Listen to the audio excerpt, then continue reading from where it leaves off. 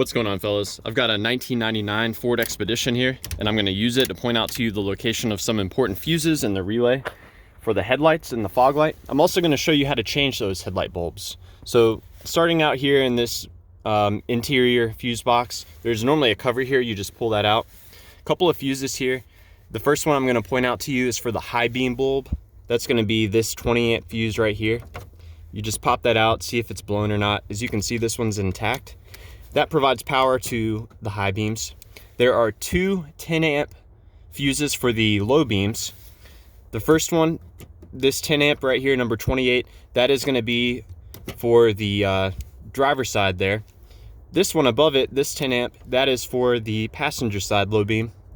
And there's a 5 amp fuse in between the two of them. That provides power to your fog light relay.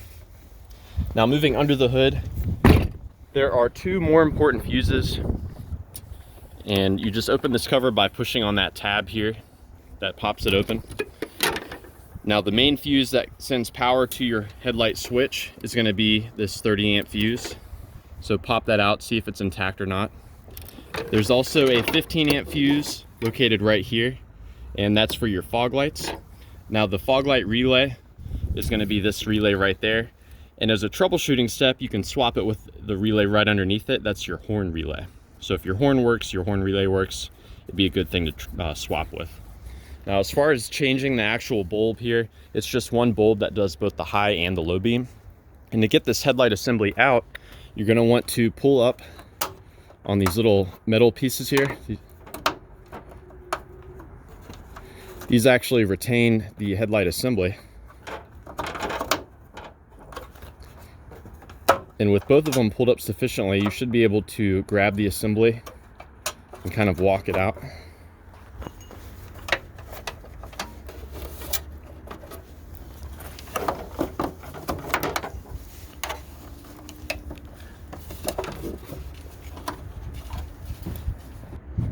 It can take a lot of force on this one, but it will come out.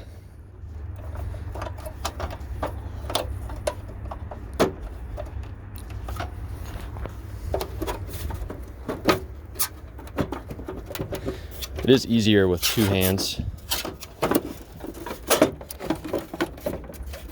And once you've got it out, you can expose the bulb here. To actually remove it, you just rotate this collar counterclockwise, and this piece will pop out. Make sure that you get the O-ring out with it as well, as your new bulb will come with a new O-ring. And this is a 9007. It's a dual filament bulb. So yeah, that just about covers it. One thing I will add, once you've got the headlight assembly out, you're gonna want to take a look at the pigtail.